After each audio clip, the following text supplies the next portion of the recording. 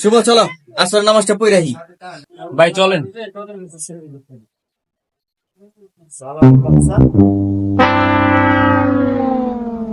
নামাজ সবার জন্যই দরকার। গেল গা।